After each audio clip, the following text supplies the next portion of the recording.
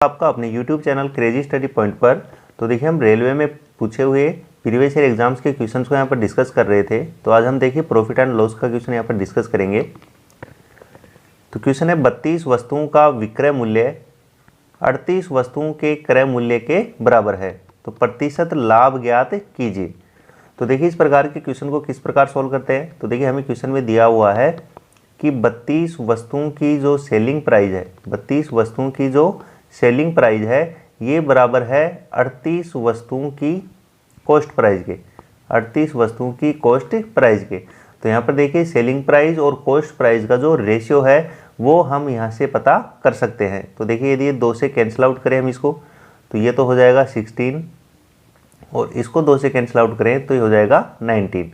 तो यहाँ से देखिए हम जो सेलिंग प्राइस और कॉस्ट प्राइस इसका यदि हम यहाँ से रेशियो निकालें तो क्या हो जाएगा, ये हो जाएगा 19 और इसके बटे में हो जाएगा 16। तो यहाँ से आप बोल सकते हैं कि जो सेलिंग प्राइस यदि 19 है तो कॉस्ट प्राइस कितनी है 16। तो यहाँ से देखिए हमें जो प्रॉफिट है वो कितना हुआ, तो 16 में खरीद के हम 19 में बेच रहे हैं, तो हमें जो प्रॉफिट हुआ वो कितने का हुआ, 3 का हुआ। तो हमें परसेंट में प्रॉफिट बताना है, परसेंटेज में यदि हमें प्रॉफिट बताना है तो ये क्या हो जाएगा।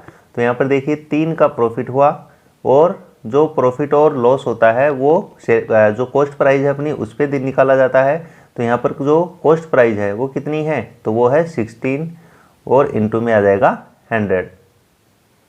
तो देखिए इसको यहाँ से हम कैंसिल आउट करें तो 4 से कैंसिल आउट करेंगे तो ये 4 बार हो जाएगा और इसको 4 से कैंसिल आउट करेंगे तो ये हो जाएगा 25। तो ये आ जाएगा 75/4, 75/4।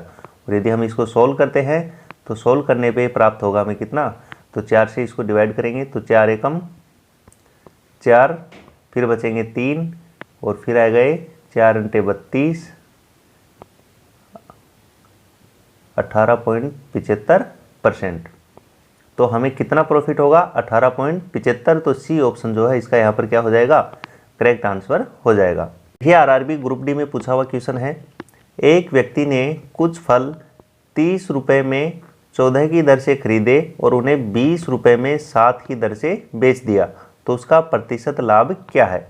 तो देखिए इस प्रकार के क्वेश्चन का कॉन्सेप्ट होता है कि जितनी वस्तुएं हम खरीद रहे हैं उतनी ही वस्तुओं को बेचना ज़रूरी होता है, तभी हमें प्रॉफिट लॉस का पता लगता है यहाँ पर। तो यहाँ पर देखिए पहले क्वेश्चन ने कहा है कि 14 फल खरीदे उसने, 14 फल खरीदे, कितने में खरीदे उसने, 30 रुपये में।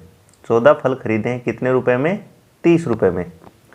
और 7 फल बेच रहा है वो 20 रुपये में, 7 फल उसने बेचे कितने में, 20 रुपये में। तो यहाँ पर देखिए सबसे पहले तो देखिए खरीदे हमने 14 थे लेकिन बेचे सिर्फ कितने हैं, 7 हैं। तो यदि 14 खरीदे हैं तो 14 को बेचना भी क्या है, ज़रूरी है। तो यहाँ पर देखिए 7 बेच रहे हैं हम, तो 14 बेचने के लिए क्या करना होगा, इसको पूरे को 2 से गुणा करना पड़ेगा। पूरे को 2 से क्या करना पड़ेगा, गुणा करना पड़ेगा, क्योंकि फलों की संख्या बराबर हमें बढ़ानी पड़ेगी।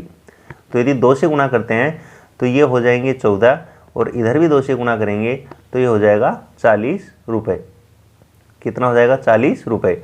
अब देखिए 14 फल हमने 30 रुपये में खरीदे थे और 14 फल हमने बेचे कितने में हैं, 40 में। कितने में बेचे हैं, 40 रुपये में यहाँ पर बेचे हैं।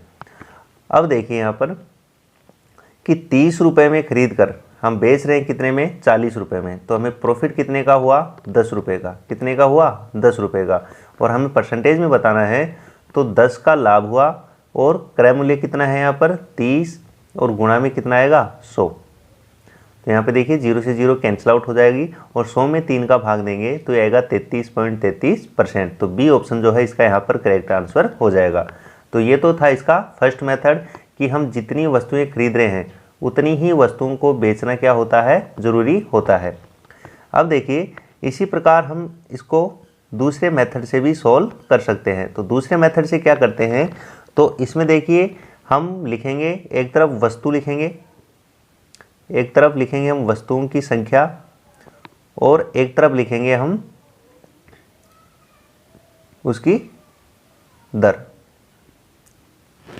तो यहाँ पर देखिए पहले हमने जो वस्तुएं खरीदी वो खरीदी हैं कितनी, 14, और किस दर से खरीदी है हमने, तो 30 रुपये की दर से। कितनी, किसकी दर से, 30 रुपये की दर से। और बाद में हमने बेची हैं कितनी वस्तुएं, 7 वस्तुएं बेची हैं, किस दर से, 20 की दर से। 20 की दर से। तो यहाँ पर देखिए क्रॉस मल्टीप्लाई हमें यहाँ पर करना है। तो क्रॉस मल्टीप्लाई करने के लिए हम क्या करेंगे, 30 को 7 से गुणा करेंगे तो आएगा 210, और इधर 14 को 20 से गुणा करेंगे तो आएगा 280। तो देखिए यहाँ पर हम बोल सकते हैं कि जो वस्तुओं के नीचे प्राइस आएगी वो हमेशा हमारी कॉस्ट प्राइस आएगी, और रेट के नीचे जो प्राइस होगी वो हमेशा हमारी सेलिंग प्राइस होगी। ये हमें ध्यान रखना है। तो देखिए 210 में खरीद के हम 280 में बेच रहे हैं, 210 में खरीद के हम 280 में बेच रहे हैं, तो यहाँ पर हमें प्रॉफिट हो रहा है कितने का, 70 का। तो यहाँ पर परसेंटेज में प्रॉफिट यदि हमें बताना हो तो हम बताएंगे कितना, कि 70 का प्रॉफिट हुआ, और बटे में आएगा क्रय मूल्य कितना आएगा 210, और गुणा में कितना आएगा 100। तो यहाँ से देखिए 0 से 0 कैंसिल आउट, और 7 से 21 कैंसिल आउट होगा 3 बार, और 100 में 3 का भाग देंगे आएगा 33.33। तो 33.33% का यहाँ पर हमें क्या होगा, प्रॉफिट होगा। तो इस मेथड से भी हम इसको सॉल्व